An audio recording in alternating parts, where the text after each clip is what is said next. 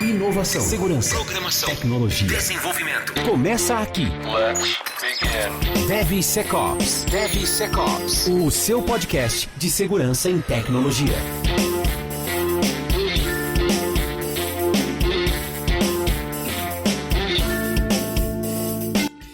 Fala pessoal, tudo bem com vocês? Sejam muito bem-vindos a mais um episódio do DevSecOps Podcast, o meu, seu, o nosso podcast de tecnologia. Eu sou Cássio Pereira. Eu sou Rodrigo Balbino. Na verdade não é tecnologia, não é só segurança, né? Tecnologia que se foda, a gente só fala de uma coisa só.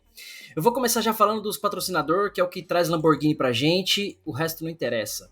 O DevSecOps Podcast tem o apoio da Checkmarx da Nova 8, que são especializadas em segurança de sistemas e código seguro. O link da Nova 8, que é a distribuidora da Checkmarx do Brasil, está abaixo na descrição do episódio lá no YouTube, ou também no nosso site devsecopspodcast.com.br. A Contabilidade Olímpia, que é especializada em profissionais da área de TI, se você precisar abrir sua empresa ou migrar de contabilidade, entre em contato com o pessoal da Contabilidade Olímpia, que eles estão prontos para te atender. E a Gold Security, que é especializada em serviços de Application Security, quer desenvolver código seguro, software seguro, fale com a Gold Security. E temos também o nosso novo parceiro. Ah, não, você está sendo pago para apresentar o parceiro. O cara é o CEO da empresa e ele não quer fazer a propaganda. E eu que tenho que fazer a propaganda. Você é um influencer. Tá bom. Então, pessoal, para vocês que querem qualquer tipo de solução relacionada a Application Security, relacionada a desenvolvimento seguro, qualquer solução, fale com a Digital Oak, que ele está pronto para te atender a qualquer momento, tá? A gente tem um portfólio completo lá de soluções de Application Security, desde requisitos de segurança até o delivery do seu software, beleza? Então, troca ideia lá aqui que o patrocínio esse mês aqui vai ser falho, hein? Nesse mês que é o depósito inicial. Bom, é isso. Falar um pouquinho aqui dos nossos patrocinadores. Episódio de hoje, seus putos, vamos falar sobre Application Security Innovation, ou inovação na área de Application Security. Por que esse tema? Porque a gente acabou de vir da Black Hat, né? A gente acabou de vir da Black Hat da Devco, a gente viu muita coisa lá. Aliás, tem que digerir ainda, né, mano? De tanta coisa que a gente viu. Então acho que a gente pegou alguns tópicos que a gente viu ali que tá em alta, estão em alta, tá sendo falado no mercado, coisas que ainda vão ser lançadas, inclusive, coisas que já tem no mercado funcionando, você já pode comprar, adquirir, enfim. Que são coisas novas. Algumas coisas são relativamente as mesmas, um pouquinho melhoradas, outras são relativamente novas, né? Pelo menos coisas que a gente tá vendo nova no mercado aí. E eu queria começar, Rodrigo, puxando do teu lado aí, dos tópicos que a gente separou, aquela parte, a gente viu umas soluções lá, pessoal que tá acostumado aqui com o podcast, a gente sempre falou, né, de SAST, DAST, SCA, enfim, análise de código, análise de bibliotecas, tudo isso você já conhece, tudo isso você já sabe, você já tá 4 temporadas aqui ouvindo falar disso. Mas no episódio de hoje a gente vai trazer coisas novas, coisas um pouco diferentes. Então a gente viu, uma das coisas que a gente viu lá foi uma empresa, a gente não vai falar o nome das empresas, tá? Depois pesquisem por aí, mas a gente viu uma solução lá que eles fazem o seguinte, análise de binários. Então basicamente ele decompila a sua aplicação para fazer análise das bibliotecas open source, para ver se elas não tiveram nenhuma modificação no meio do caminho. Ou seja, então, uma biblioteca open source lá, você usa o jQuery da vida. Então, ele tem o jQuery original, a versão específica que você falou, e você está usando essa versão na sua aplicação, você compilou, você fez o deploy, enfim. Ele descompila a sua aplicação para ver se a versão que você está usando é a mesma, para garantir que não teve nenhuma modificação no meio, né, entre você baixar a biblioteca ou alguém ali, insider, alguma coisa, algum malware, ou coisa do tipo, dentro dessa biblioteca na sua organização, depois que você está utilizando ela, até você fazer o pack desse software. Então ele faz, né, um decompile da sua aplicação para fazer basicamente bater um hash ali, se a biblioteca original é a mesma que você está utilizando na entrega. E isso eu achei um negócio fantástico, porque primeiro que não tem solução fazendo isso, a gente só viu esses caras, depois eu pesquisei um pouco no mercado, não tem outra solução fazendo igual. Dá um trabalho fazer, né, o decompile da parada, tal, é meio complicado de fazer, mas estão fazendo. E eu acho que traz um valor muito grande para essa questão do supply chain, né? A gente fala de supply chain, que é um negócio que está muito em alta, é um dos hot topics que tá no mercado aí. E quando a gente fala desse tipo de análise, né, cara, será que alguém no meio aqui do seu ciclo de desenvolvimento não mexeu lá naquela biblioteca?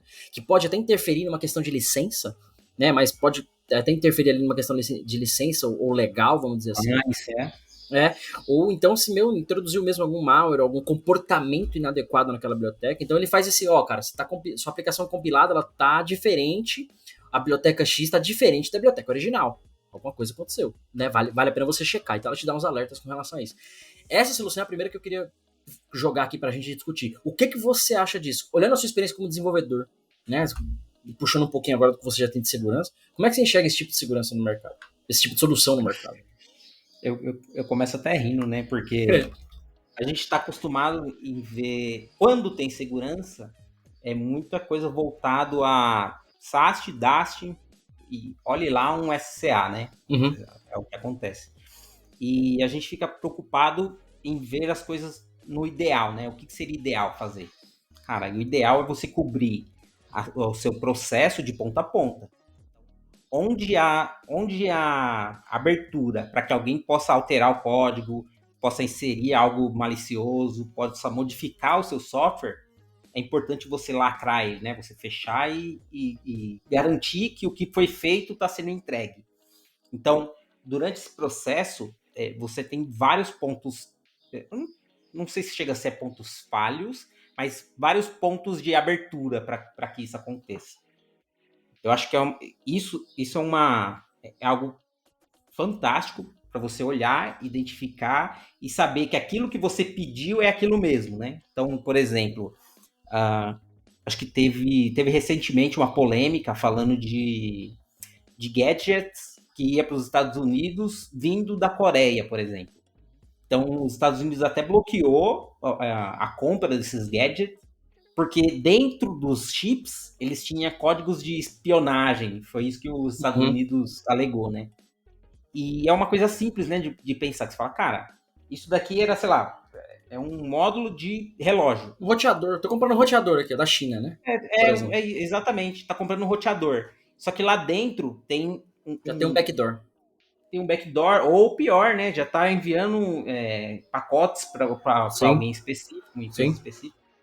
Então, aí vem a se pensar, né? Tipo, qual é o nível de segurança que você precisa? Qual é o nível de confiabilidade que você tem desses pacotes? Inclusive, tem vários ataques aí que a gente viu, acho que foi até a Microsoft, que eles usavam uma biblioteca. Eu esqueci o nome desse ataque, mas ele é bem comum. Que é quando você acaba... a biblioteca ela não sai mais, alguém vai lá e pega o nome dela. E daí o cara põe o que quiser. Verdade. Fugiu o nome. Eu não lembro o nome específico, mas tô ligado isso daí. Mas, para você ver, são muitas coisas para se preocupar. Então, se seu nível de segurança tem que ser extremo, tem que ser algo forte, aliás, não precisa ser extremo, né? Mas, no mínimo, seguro, né? Cara, não posso passar coisas ruins para frente. Inclusive, então, é uma solução interessante. Inclusive, a gente já tem isso hoje, né? Quando a gente fala de integridade. Então, por exemplo, você baixa um software, você baixa o Visual Studio Code aí, baixa o instalador do Visual Studio Code. Você checa a assinatura do executável, tá lá, Microsoft Corporation. A Microsoft assinou aquele executável que ela que fez aquilo, ela que entregou. Então, ela tem um certificado gerado por uma entidade certificadora que garante que a Microsoft é a Microsoft e ela que está te entregando aquele executável, né?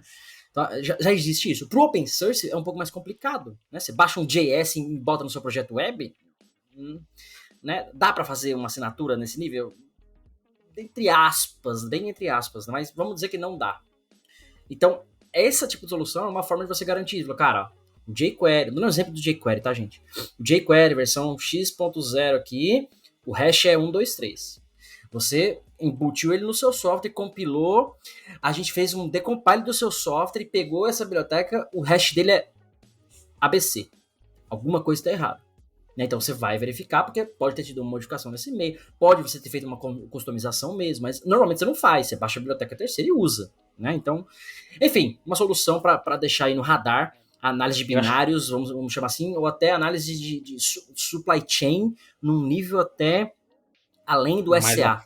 Além do SA, eu diria, né? Eu acho que uma situação que seria comum acontecer, alteração desse tipo, é quando a empresa, e é bem comum, a empresa ter repositórios internos para biblioteca externa. Então, isso. Fazem, eles não vão direto na internet e baixa, para evitar, né, que ou esteja fora do ar, ou que tenha uma modificação inesperada, ou sei lá, qualquer motivo. Então, geralmente eles têm, acho que eu usei o Nexus, acho que era Nexus, né, que a gente usava lá. Nexus. É um negócio assim. Mas é a biblioteca interna, então você tem um repositório interno daquilo. Então, se existir um insider que quer fazer uma alteração, ele vai lá nesse repositório, sobe e acabou. Ele pode ter colocado até a validação da assinatura igual. Sim.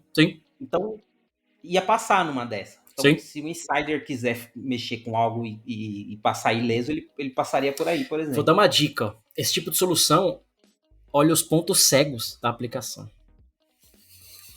Segurança, tecnologia, DevSecOps. Outro tópico que eu queria puxar aqui, que está muito em alta, muito mesmo. A gente viu algumas soluções que fazem isso lá, pelo menos umas 4, 5 diferentes. Na verdade, tem muita gente se dedicando a isso.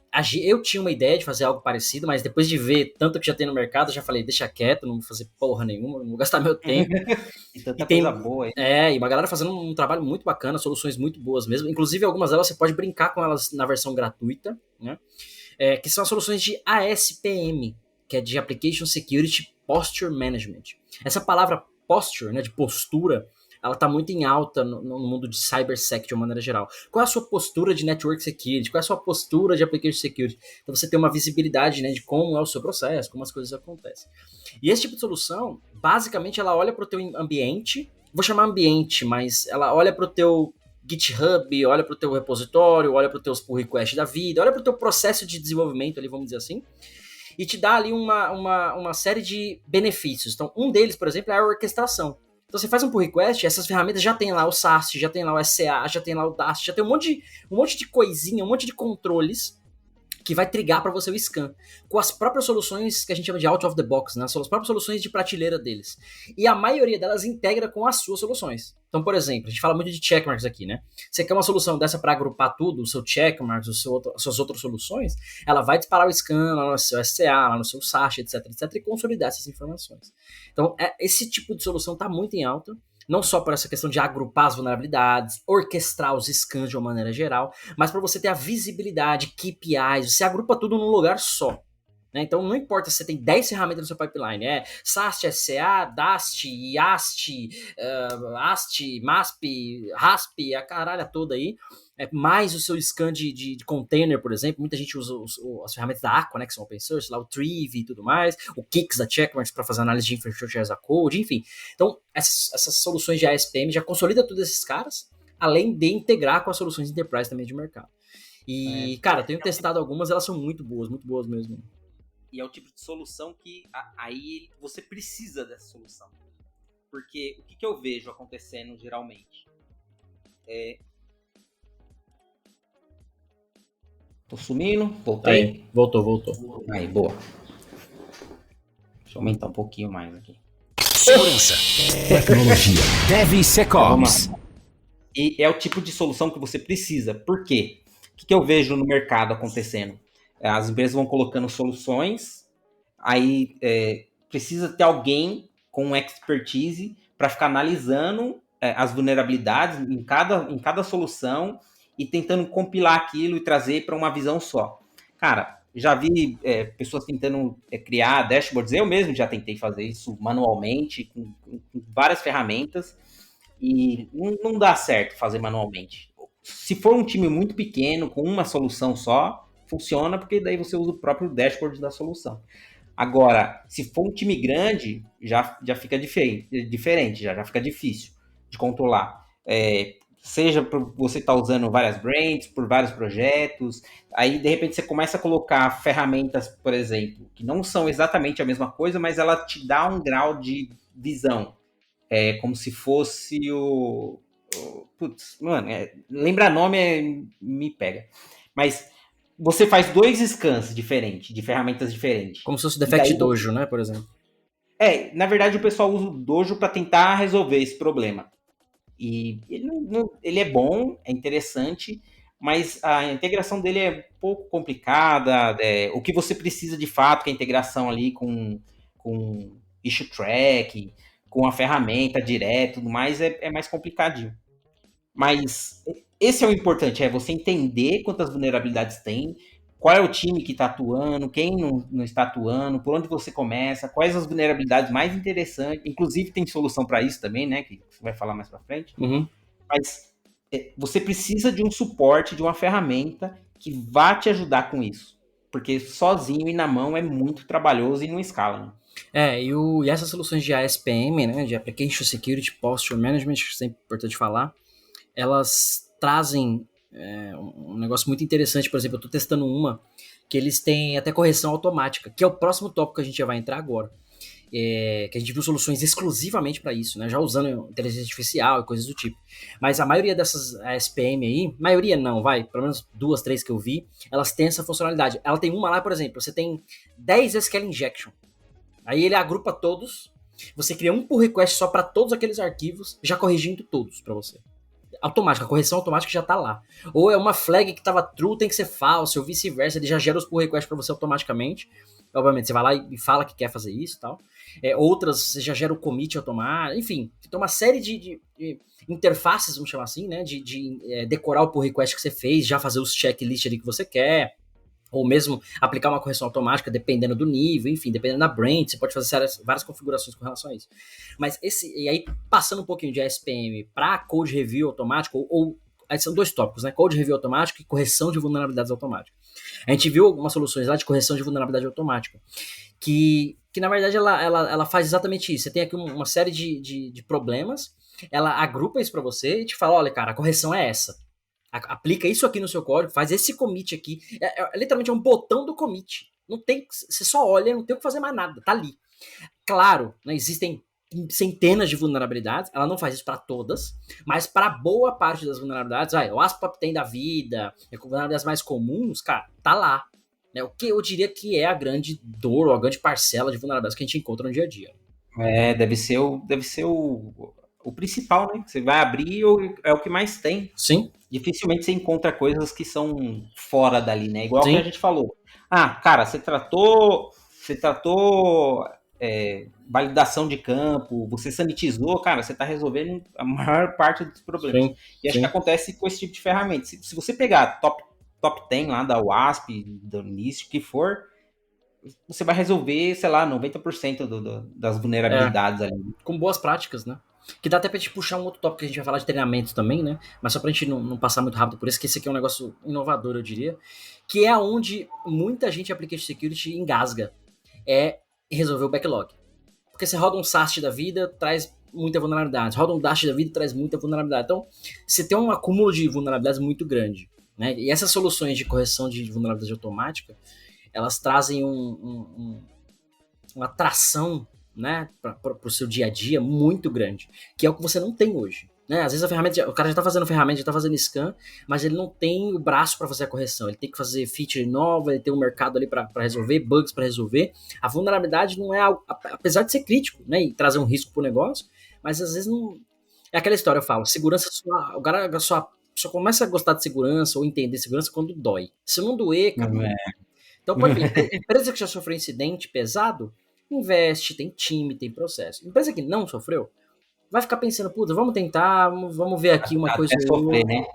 Até doer. O que você falou é interessante. Esse tipo de ferramenta acaba resolvendo um problema, acho que indiretamente, que é um dos maiores problemas que a gente tem. A gente sempre está falando de cultura.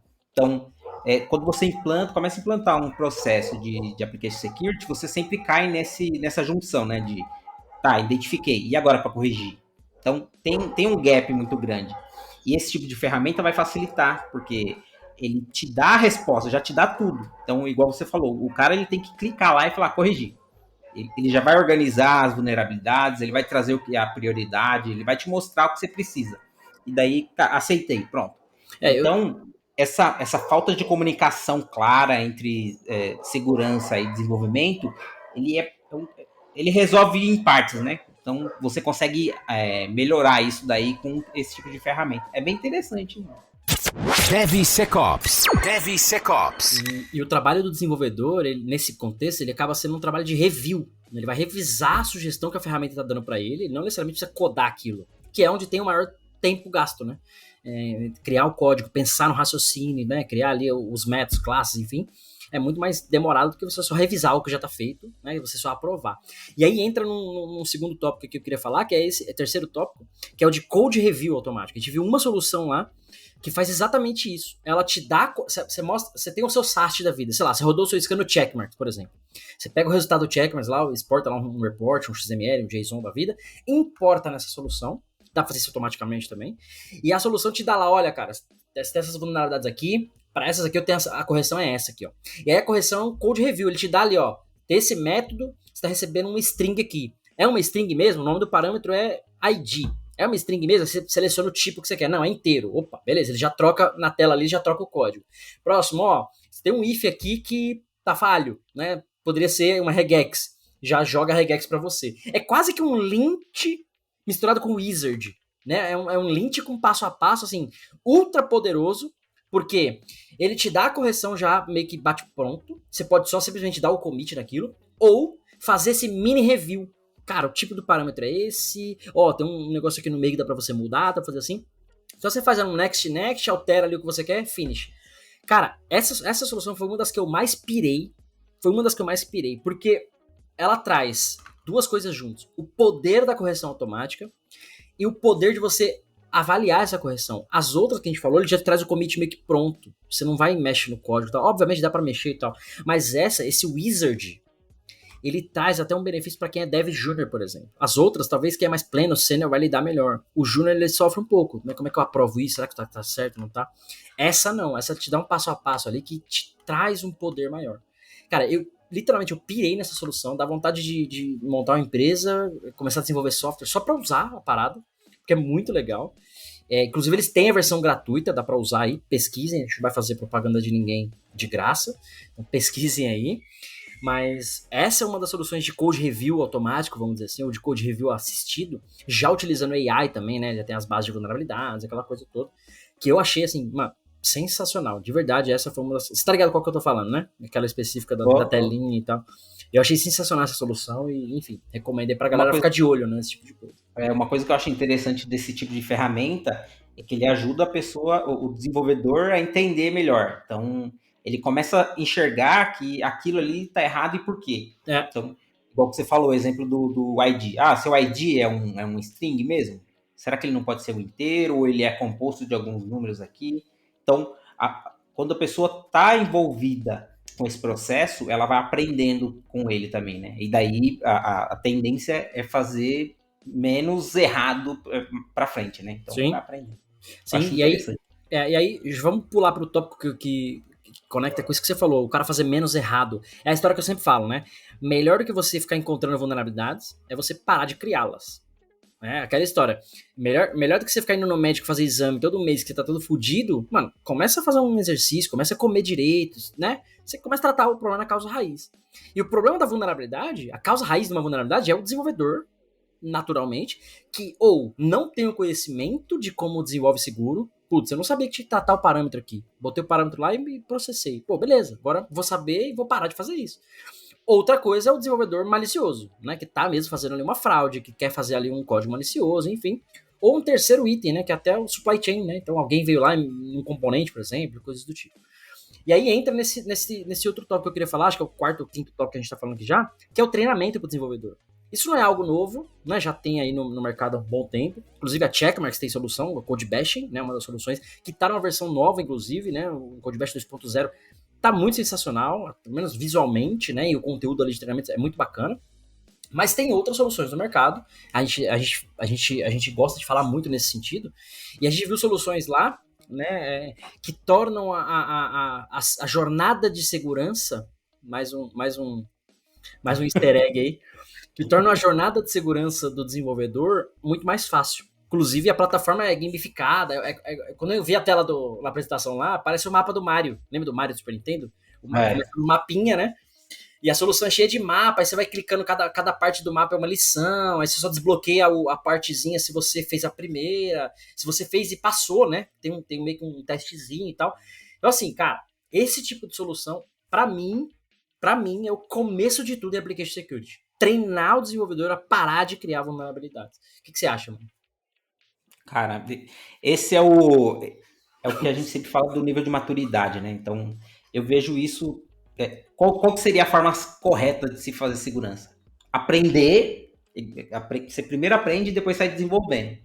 Mas a gente sabe que no mundo real não é assim que acontece. Então, o que acontece? Primeiro o pessoal desenvolve, depois começa a correr atrás do prejuízo, aí depois começa a pensar em segurança. Tanto é que começa no meio, né? Geralmente as pessoas começam a colocar DAST, SAST, sendo que você tem várias outras soluções para trás, né? Ou para frente também. E depois vai afinando esse nível de maturidade. Infelizmente, hoje, a gente vê que nível de maturidade para a educação é uma das últimas. Então, quando uma empresa está muito bem, muito redondinha com segurança, que você vê a parte da educação. Mas, como você disse, é o mais importante de tudo. Se você começar dali, você evitar muitas vulnerabilidades, você evitar tempo gasto em redesenvolvimento, em economizar em esteira, porque você tem máquina para fazer todo esse processo de entrega de software. Você precisa de máquina para CI/CD, você precisa de pessoas para teste, você precisa de uma estrutura muito grande para manter essa atualização de software. Então, se você... Acho que tem aquele gráfico famoso, né? Eu vou até compartilhar em rede social logo mais. Aquele gráfico famoso que mostra o gasto que você tem dependendo do nível do item do processo, né? Então, se você vai buscar segurança no final do processo, o seu gasto é maior. Se você procura segurança no início do processo, o seu gasto é muito menor. Só que é muito, assim, exponencialmente, né? Inclusive, então, acho que tem estudo que mostra 1000 vezes de diferença do custo. Esse gráfico que você está falando tem lá ele fala 1000 vezes um multiplicador. Você vai ver, né? Tipo, em educação, cara, se o cara aprendeu a não fazer vulnerabilidade, cara, gasto vai ser zero, porque você não vai ter trabalho disso. Uma boa analogia para isso, cara, eu sempre gosto de fazer essa analogia para ficar claro na cabeça do pessoal aí. É a história do médico, né? Eu acho que o SAST, o DAST, eles são os exames, mano. Você já foi fazer um exame porque alguém já te falou que você já tá ruim, você já sabe que você tá ruim. Agora, por exemplo, meu caso, eu tive cálculo renal, tive pedra no rim, né? Do nada, primeira vez, do nada apareceu. A segunda foi porque eu não bebi água.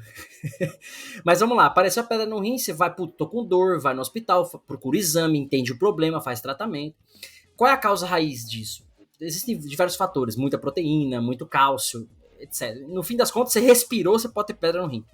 Mas vamos lá, forma de evitar, beber muita água, porque você vai ajudar o seu rim a trabalhar mais, no sentido de filtrar melhor, expelir mais, aquela coisa toda. Então, o que eu posso fazer para parar de ter pedra no rim? Beber água, porque as pequenininhas vão saindo naturalmente, mano, é isso. Tipo, o meu problema é eu tenho que fazer um treinamento para parar de criar vulnerabilidade em mim mesmo, que é a falta de água, por exemplo. Né? Eu tenho que beber muita água, 2, 3 litros por dia. Se eu paro de fazer isso, o que eu vou precisar depois? De novo, emergência, hospital, exame, soro, medicação, porque vai ter dor, às vezes uma cirurgia. É exatamente isso. Eu vou precisar fazer DAST, eu vou precisar fazer SAST, eu vou precisar achar minhas vulnerabilidades, encontrar onde elas estão. Aí eu vou precisar corrigi-las, no caso, às vezes uma cirurgia, às vezes uma medicação. Eu vou ter um custo, eu vou ter um risco envolvido, que se eu tenho uma cirurgia, eu tenho anestesia, tem um risco envolvido. Então, assim, é muito claro isso. Eu posso decidir, foda-se, não vou tomar água, quando vier eu trato, beleza. Ou eu posso decidir, não, eu vou prevenir, ou reduzir as chances, né, de ter uma pedra no rim de novo. Inclusive, já tive 3 ou 4 vezes, só a primeira vez eu precisei fazer cirurgia. As outras foi bem menor, né, eu consegui ter um trabalho um pouco diferente. Então, no EPSEC, eu diria que é a mesma coisa.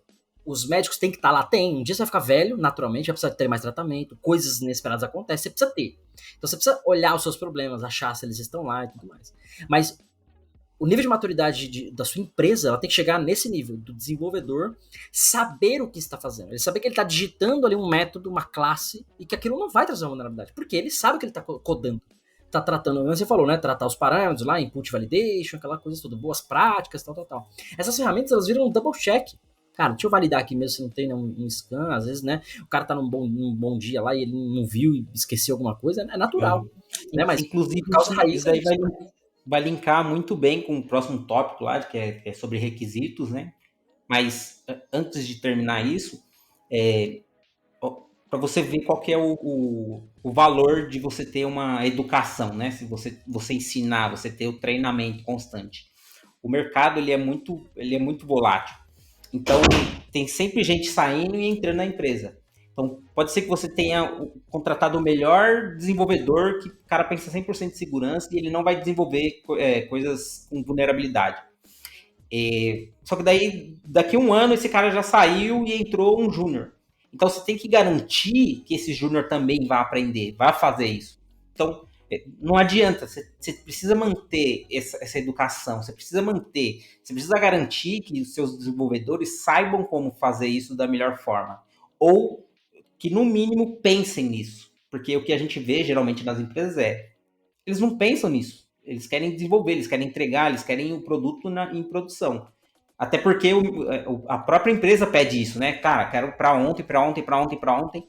E o cara acaba cortando qualidade, cortando segurança. Então, cara, acho que se eu fosse ter uma fábrica de software, uma empresa que dependeria muito de software, por exemplo, banco e tudo mais, a primeira coisa que eu colocaria era treinamento. Então, todo mundo que entra, primeiro dia, o cara já está cadastrado no treinamento. Então, ele já vai partir dali.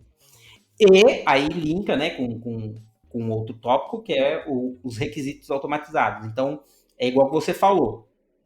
Se você tem um checklist para saber quais as boas práticas, o que não se deve fazer, você evita muita coisa. Igual, você dando um exemplo da saúde, né? Bebe água, não fuma, não pula de cabeça na piscina sem água, né? São coisas que são coisas simples, só que às vezes você não está pensando sobre aquilo, né? Então, comparando com as dicas de mãe, né? Quando sua mãe fala, leva o guarda-chuva, põe a blusa, não sei o quê, porque ela sabe, ela já passou por aquilo, ela entende, e ela tá te dando esses requisitos. Cara, para você fazer isso, você precisa disso, disso, aquilo. E daí, cara, é fantástico. E você ter uma ferramenta para isso, eu acho que isso é uma das coisas que me surpreendeu, porque era uma outra solução que eu sempre pensava. Cara, como a gente consegue pegar o resultado daqui, porque enquanto você faz a análise, você tira muito, muito material dali. Você fala, cara, ó, os desenvolvedores eles não estão entendendo o que é exatamente o SQL Injection, eles não estão sanitizando as entradas, eles não estão sabendo disso. Toda vez que eles criam uma conexão entre serviços, eles não estão autenticando, a autenticação é falha. Você consegue extrair disso com ferramentas à frente. E aí o que é preciso? É você criar uma lista, você nomear e colocar essas boas práticas, entre aspas, né? Criar essa lista de requisitos e trazer para frente. Falar, cara, quando você for desenvolver, pensa nisso daqui, ó. Porque eu já sei que lá na frente vocês estão falhando com isso. E fala um pouco da solução que a gente encontrou lá. Sim, inclusive essa foi a única desse tipo, né, de solução de requisitos. Tem uma outra, inclusive, nos próximos episódios a gente vai trazer o fundador de uma dessas empresas aí para falar com a gente sobre esse tipo de solução, mas teve uma que a gente viu lá que é exatamente isso. Ela te faz uma entrevista ali, uma pesquisa sobre a sua aplicação. Então, front-end, é back-end, qual tecnologia que usa, o seu cliente, quem é o seu cliente? Vai fazer um deploy na cloud, é on-premises, infraestrutura crítica, não é? Então, você tem uma série de perguntas ali para para traçar o perfil da aplicação. Dado esse questionário, o próximo passo ele vai te falar, tá aqui, ó, uma lista de requisitos que você tem que implementar para esse tipo de aplicação. Então, ó, quando você falou, faz a comunicação assim, precisa ter uma autenticação assado, requisitos. Esse nível de ferramenta, ele te traz ainda um test case para cada requisito. Olha, você precisa testar isso aqui, agora tá aqui, ó, um caso de teste, um passo a passo de como testar se aquele requisito foi implementado ou não. Então, cara, assim, isso é um negócio tão absurdo, tão fantástico, que por isso que eu fico puto hoje em dia com empresas que não fazem isso. Não é que o cara tem que, né, não é que o cara tem que ter tudo de segurança ou dinheiro infinito para investir em tudo isso, não é isso. É que, assim, não é difícil fazer essas coisas, cara. Não é. Eu codei por 12 anos, de segurança já aí mais 8. Não é difícil. Sabe uma coisa que me pega nisso daí, que é o seguinte. E aí, pensando como desenvolvedor. Trabalhei 20 anos como desenvolvedor. E eu sempre fui atrás de material para desenvolvimento. Então, eu sempre buscava lá boas práticas de desenvolvimento. Sim. Tudo relacionado a desenvolvimento. E quase nunca ir atrás de desenvolvimento seguro. Então, quando eu entrei nesse mundo, eu comecei a ficar dessa forma. Falei, cara, como a gente nunca usou essa porra? E daí, o que eu posso imaginar disso, né? Concluir disso? Que é ignorância. Mas, né, não de ser filha da... de não conhecer mesmo. Sim. Então, por isso que é importante a gente fazer esse tipo de podcast, né? De espalhar esse tipo de palavra. Então, mas o meu ponto, um parêntese, o meu ponto é, a culpa não é do desenvolvedor. Talvez não seja responsabilidade dele, mas como empresa, corporação, o cara tem que ter essas palavras boas pra... Cara, qual é o processo aqui? O processo é esse, ó. Você desenvolveu, vai ter um teste. Você vai desenvolver, então você tem que passar por um treinamento antes, que a gente falou agora. Vai ter uma ferramenta aqui que vai te dar os requisitos. A empresa tem que ter isso. Ou que ela não tem essa ferramenta, mas que ela tem uma lista de requisitos aqui, checklist, da OASP, que seja lá. A gente falou aqui da série da OASP lá, o Security Code Principles, enfim. Cara, tem essa lista que você tem que seguir, mano. Não tem opção. Ah, mas não. Então, assim, como empresa e organização, é muito simples. É trabalhoso de fazer, lógico que é. Mas não tô falando que assim, você precisa criar um foguete e ir pra lua em 6 meses. Não é isso. Para, assim. É isso que me emputece, é isso que me suga minha alma, drena minha energia. Soluções estão aí. Muitas soluções open source. Então, igual você falou, não precisa gastar dinheiro. Tá lá. Ou tem coisa que a gente sempre falou aqui também. Tem coisa que não é uma solução, é um framework que você vai lá, pega e aplica. Então, são coisas assim que... Tá, como que eu faço segurança sem gastar muito? Cara, você consegue. Ou sem gastar nada, você consegue. Sim. Você consegue fazer. Sim. Ou gastando pouco, né? Porque mesmo no open source você vai ter alguém para operar, uma máquina ali para subir, enfim. Mas assim, o custo mínimo, vamos dizer assim, né?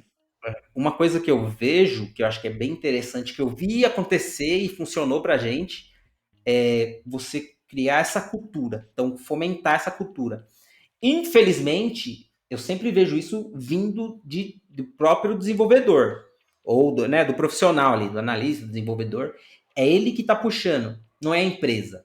É claro que ele faz parte da empresa, tudo aquilo, mas tem que ter na empresa. Só que não existe isso. Então, você tem que ter a sorte de cair uma pessoa boa ali na sua equipe ou na empresa, que vai começar a fomentar isso, de trazer, de cutucar as pessoas. É por isso... Daí você tem a meetup, você vai lá, cara, ó, seguinte, vocês não conhecem isso? Tá aqui, ó. Mesmo que para você seja óbvio, né, igual hoje. Hoje a gente olha para todas essas soluções, fica óbvio. Mas tem que falar com a equipe, porque pra galera não é óbvio isso. Né? Então, mas é por isso que eu gosto da boa e velha ditadura. Né? Você trabalha porque assim, você trabalha num banco, por exemplo. Vai lá, cria um repositório do nada, sobe um código do nada e põe em produção avulso. Você não consegue. É tudo bloqueado, é tudo barrado, tem que ter autorização. E tá errado? Vamos lá, tá errado? Não tá errado. É chato trabalhar num lugar assim? É horrível. É horrível, por quê? Tudo é um processo, tudo é uma aprovação. Beleza, mas aí o problema é o processo. Então você automatiza, você melhora, você otimiza. Agora, igual é hoje, não, é ágil, sobe a cada meia hora, tá em produção alguma coisa, empodera os times, e ninguém tá nem com nada. A galera tá aí pra entregar. Culpa da própria empresa, não é culpa do time isso, é culpa da empresa. Porque eu trabalhei numa empresa, nós trabalhamos numa empresa que era exatamente assim. Acho que tinha, mano, na moral, uns 20 deploy em produção por dia. Era a correção do bug, do patch, do deploy, da feature. Mano, eram uns 20 deploy em produção por dia. De verdade, não é brincadeira, não é exagero, não. E tinha uma squad lá, que era a squad de mobile, que era a squad que veio de um banco. Veio um gerente, veio uns caras do banco, foram trabalhar nessa empresa que a gente tava lá, e era a squad que, cara, como é que eu faço um scan do código? Como é que eu automatizo aqui minha esteira pra integrar o resultado no CA? Eles já queriam fazer dessa forma. Por mais que eles não precisassem, porque não era a norma da empresa, mas eles queriam fazer, porque eles já tinham essa cultura. O meu ponto é, as empresas não podem depender disso hoje. Da boa vontade, ou da cultura de uma squad, ou de um time, ou de alguém que gosta, que faz, que se interessa. Não, mano. Por isso que é chato trabalhar em banco? Mas funciona. É seguro? É muito mais seguro trabalhar num banco, né, do ponto de vista de desenvolvimento seguro, né? Muito mais seguro, né, trabalhar lá, os softwares de lá, do que qualquer outra empresa ágil do mercado aí, porque tá na moda, porque é legal, mano. Então, o meu ponto aqui, eu como pessoa e profissional, a bandeira que eu levanto é, mano, os softwares controlam a nossa vida e é por isso que a gente briga aqui quando a gente fala de desenvolvimento seguro. Não é, porque é cool, porque é legal, porque a gente vende ferramenta. Não é, a gente acabou de falar, e tem um monte de solução open source. Então, a minha indignação, às vezes, é essa negligência da galera. né? Tanto do profissional, aí entra um pouco no profissional sim, de buscar, de olhar um pouquinho mais, mas como empresa, cara, a norma é essa, a política aqui é essa, e acabou. Eu entrego software, eu tenho que estar preocupado com meus clientes, para quem eu opero, ou eu tenho um serviço SaaS, então eu tenho que estar preocupado se vai estar rodando, se vai estar servindo meus clientes, enfim. Por mais crítico que seja, ou menos crítico que seja, essa é o mindset, né? Então não dá pra ficar brincando de softwares e software rápido hoje em dia, mais não. Você foi falando isso daí, eu fui pensando, né? Hoje, acho que a solução mais rápida para as empresas é porque ela tem que ter uma faísca ali para começar a criar isso tudo. Incidente. Então, não incidente. Imagina que alguém, você tocou o coração ali do CTO, do SEO. Incidente. Não. Contrata uma consultoria que seja para ficar, sei lá, meses, um ano, mas um cara que taque fogo em tudo lá, chegar com isso. Cara, olha aqui, olha o seu deploy, olha aqui o seu software, olha aqui o que eu fiz para te testar. Enfiei um software malicioso aqui e saiu do outro lado, olha aí. Ó. E ninguém começar viu. A mostrar esse tipo de coisa. E daí sim, né? Porque daí você chegou com a faísca, começou um incêndio ali, mostrou, falou, cara, ó, agora continua com a cultura. Pra eu não precisar voltar aqui de novo e sair batendo em todo mundo aqui dentro. Não, nesse contexto... Mas nesse contexto é até bom. O problema é quando o hacker faz isso. O hacker, né? O malicioso, o criminoso. Quando ele faz isso, aí acabou, cara. Então, e isso é interessante, porque, igual que você falou do incidente, vai acontecer. Uma hora ou outra a sua empresa vai pensar em segurança. Agora, você quer que ela pense em segurança pelo amor ativamente ou proativamente? Uma hora vai pensar. E torcemos para que seja, né, por um incidente. Da maneira... Pior que, mano, eu não sei de onde eu tenho isso. De verdade, agora. Até abrir um parênteses aqui, ó. Segurança. Tecnologia. DevSecOps. Eu não sei de onde eu tenho isso. Como pessoa, mano. Como pessoa, de verdade, de coração eu te falo isso. Eu sempre fui a favor do a dor ensina, tá ligado? Tipo, que nem você deu o exemplo da mãe. Leva o guarda-chuva. Não vou levar nada aqui. Mano, mas assim, vai tomar chuva, vai se ensopar. Quantas vezes, mano? Eu trampava na Engabaú e, mano, vai chover nada, vou pegar metrô. Mano, batata, ia pra faculdade todo fudido, todo molhado, já era. Aí, caramba, verdade, eu não meter uma sombrinha aqui na mochila e não vou tirar nunca mais daqui, porque eu sei que vai estar lá. Mas assim, a dor ensina, mano. Não tem essa, a dor ensina. Por isso que essa história do incidente, por mais brincadeira que seja, e é muito ruim quando acontece um incidente, muito ruim mesmo, ransomware, impacto social, impacto na empresa, enfim, mas ensina. Na prática ensina, mano. Então, não desejo isso, mas é real. Às vezes, é o que você falou, mudar a cultura, tá legal, é o caminho certo, mas precisa pôr o dedo na tomada pra ver que vai dar choque um dia, né? Não adianta ficar falando não põe. Enfim, vamos lá. Indo pro último tópico aqui, pra gente não perder muito tempo. Essa tomada aí também. Começa a criar uns incidentes, criar vírus pra vender antivírus, né? O último tópico que eu queria falar aqui a gente viu uma tendência muito forte lá também dessas soluções em geral, de AppSec, não só de AppSec, mas de uma maneira geral, mas AppSec trazendo para o nosso contexto, que é o tal do filtro da vulnerabilidade, né? Porque acho que é um dos problemas hoje, né? Aquela história, você vai fazer o exame e você tem 500 problemas. Aí você, doutor, eu não vou conseguir resolver tudo. Então, vamos olhar a diabetes primeiro, vamos cuidar desse aqui primeiro que é mais grave, né? Ou do seu coração que tá com problema. Então essas soluções de ASPM já tem isso embutido, algumas soluções de SAST, SCA, elas te trazem as vulnerabilidades reais. Então, por exemplo, SCA vai te mostrar 1000 bibliotecas que você está usando que tem vulnerabilidade. Mas usando assim, você importou no seu projeto, mas 2, você está literalmente usando o código dela. Então essas 2 você vai focar para corrigir, as outras 998 você não precisa focar nela agora. Então, soluções de SCA que fazem isso, soluções de SAST, né, que validam o falso positivo ali, junto com o IAST, por exemplo, que é um tópico que tem voltado no mercado, né, com soluções muito bacanas. Então, o IAST junto com o SAST dá uma combinação muito maior, um confidence level, vamos dizer assim, né, muito maior de não ser um falso positivo, porque ele tem acesso a stack praticamente, o código-fonte, enfim. Então, ele te traz ali uma vulnerabilidade real, né, enquanto que o SAST normalmente tem ali uma taxa de falso positivo, assim como o DAST, uma taxa também. Então, essa tendência de filtro de vulnerabilidade para reduzir o tal do ruído no desenvolvedor, porque, o desenvolvedor, muita coisa para fazer, não faz porra nenhuma e ele tá reclamando. Né? Eu fico puto, porque o framework faz tudo, mano. Você ainda faz o Dev May Cry. Pode crer, vou fazer o Dev May Cry de novo, pode crer. Mas é isso, assim, então assim, essas soluções, tá tudo aí, Tá tudo aí, mano, disponível para ajudar, para ganhar escala, para corrigir vulnerabilidade automática. Ah, Cássio, mas é caro. Cara, essas soluções de corrigir vulnerabilidade automática, por exemplo, a maioria delas tinha versão gratuita lá. Né, com limite de uso, obviamente, os caras também tem que ganhar dinheiro, né? É assim que a banda toca. Mas tem tudo disponível, e essas de filtro de vulnerabilidade acho que é um negócio bacana também, de reduzir o ruído, né? De também não ter um backlog de 500 mil coisas pra você resolver. E às vezes tem lá 500 mil coisas que não é mesmo, como é que fala? Prioridade, né, mano? Vamos olhar essas aqui, que isso aqui realmente eu tô usando esse código, isso aqui realmente impacta o meu negócio, enfim, coisas do tipo. E isso é muito importante, porque pelo que você vê no mercado, a velocidade de correção, o desempenho que as pessoas têm para corrigir, você precisa disso. Porque você passa lá, tem 300 vulnerabilidades, aí chega lá 2 meses depois para fazer um check, tem 302 vulnerabilidades, o pessoal não está corrigindo. Então, para você ver algo acontecer, você precisa de assertividade, você precisa corrigir aquela vulnerabilidade que realmente importa. Cara, é de extrema importância. E você falou do preço, eu preciso fazer isso agora como negócio, e eu sempre quis fazer isso também, porque eu sempre pensei isso, cara, mas como que a gente consegue vender segurança? Mas vender assim, né? Não vender mercado, mas como a gente consegue trazer segurança para a empresa? E tem que ser pelo bolso, né? Então você tem que mostrar lá o ROI.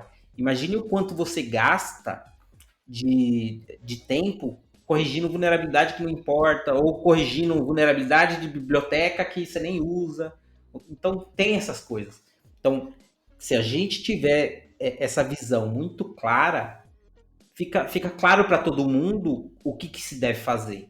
Não é só pro gerente, pro diretor, pro gestor, fica claro para todo mundo, desde o desenvolvedor até o cliente, o que ele está recebendo como produto. Inclusive, uma dessas soluções de ASPM, ele tem um do dashboard dele lá, ele tem uma versão uma informação que é exatamente isso. Quanto você economizou usando ali o hora homem, né, hora desenvolvedor, com base na quantidade de vulnerabilidades que você tem, né, para corrigir, ou até com as soluções que ele já tem lá de correção automática e tal. Cara, essa daí é que você coloca o valor da hora do cara também. Isso, exato. Valor, ele já tem lá automático, você pode customizar, mas assim, cara, olha o nível que tá chegando as soluções no mercado, e aí pega empresa de software hoje que o cara fala, não, a gente não faz nem SaaS ainda. Então, enfim, o podcast aqui, o objetivo do podcast são 2, mano. Informar, te informa sobre coisas novas, traz, né, experiência e educar. Né, educar, cara, tá errado isso aqui é certo. A gente fala, tem um jeito irreverente, né, às vezes fica puto, às vezes é um jeito mais formal, mas é real, mano. Então, assim, a gente não tá aqui pra passar a mão na cabeça. Não, tá tudo bem. Não tá, porque você tá numa empresa hoje que vai trazer um impacto social ou pra você, pro seu bolso, ou pra você como funcionário, ou pra sociedade como um todo. Né? Dependendo do vazamento de dados de CPF pelo negócio do governo. Ponto. Do negócio de saúde lá, o Ministério da Saúde lá, que vazou. Outro. Assim, né? Exato. Imagine os caras fazendo isso plena pandemia. Todo mundo. Olha. E não é coisa simples. Tipo, só meu CPF e não vão fazer nada. Cara, imagine o seguinte, ó. O preço que foi de comprar essas vacinas. De repente o Ministério da Saúde vai lá e perde todo o histórico. Aí tava dando 5 vacinas em um, 9 no outro, 10 no outro. Acabou, e agora? Começa tudo de novo. Sim. Imagine o Ministério da Saúde ter que comprar tudo de novo. Sim. O rombo que é no país, né? Na economia do país. Sim. Então, olha que besteira, mano. Que besteira. O cara não sanitizou o input e ele pode ter causado um rombo de bilhões no país. E isso acontece em banco também. Não vazou dados do banco. Ou cartão de crédito, que seja. Ou não precisa ir nem nesse nível, Rodrigo. Assim, o vazamento de dados ele é claro, mas imagina assim, ó, uma empresa de pagamento que processa o pagamento de cartão de crédito, por exemplo, tá fora do ar, parou. Imagina o impacto disso. Você está lá no mercado fazendo sua compra, você não consegue pagar porque o terminal tá fora do ar, a menos que você tenha o dinheiro na mão. O cara tá abastecendo o carro no meio da estrada, precisa seguir viagem, não consegue pagar. O cara, assim, imagina o impacto disso. Olha, nem vazou dado nenhum, só tá parado o negócio, né? Então, quando a gente fala de segurança de software aqui, é isso, gente. Não é brincadeira, né? O impacto que isso traz na sociedade, de fato, né? Na nossa vida social, né? Eu diria. O voo do Cássio não sai na hora certa. O voo não sai na hora certa, ficou puto, enfim. Bom, esse foi o episódio AppSec Innovation, inovações de Application Security, soluções, ferramentas práticas, enfim, coisas do mercado e tendências que a gente trouxe diretamente da Black Hat e da Defcon para vocês, lá de Las Vegas, e da B-Sides também, que a gente viu coisa na B-Sides também, muito legal. Deixa eu dizer uma coisa, se você ficou curioso para saber o nome dessas ferramentas, entra lá, digitalwoke.com. A lista completa. Digitalwoke.com tem lá um portfólio completo para você, para te atender se você quer saber mais, quer fazer POC, demonstração, enfim, tem tudo isso lá. Além, obviamente, dos easter eggs que eu joguei aqui, né, de algumas soluções que você pode olhar por aí. Enfim, é só olhar no site, vai no site da Black Hat, lá tem lá os expositores lá, você busca uma lista de fornecedores que estão lá. Enfim. Vai no Digitalwoke. Ou vai no Digitalwoke também, então a gente ajuda. Beleza, então é isso. Mais um episódio, acho que episódio 21. A gente tá na 4ª temporada. Foi mais enroscada, a gente teve bastante pausa. Aí sai integrante, vem integrante, vagabundo não quer trabalhar. Faz parte. Estamos de volta. Semana que vem tem episódio novo. Aliás, semana que vem teremos o CEO, fundador de uma dessas soluções que a gente tá falando aqui. Então não perca. Enfim, e mais coisas por vir. Inclusive tem episódio em inglês aí. Já prepara o inglês aí, Rodrigo. Tem episódio convidado aí pra vir aqui, tá? My English is a good. Very good. Tô vendo. Pessoal, então é isso. A gente se vê na semana que vem. Eu sou o Cássio Pereira. Rodrigo Balbino. Beijos, tchau. Termina aqui DevSecOps, o seu podcast de segurança em tecnologia.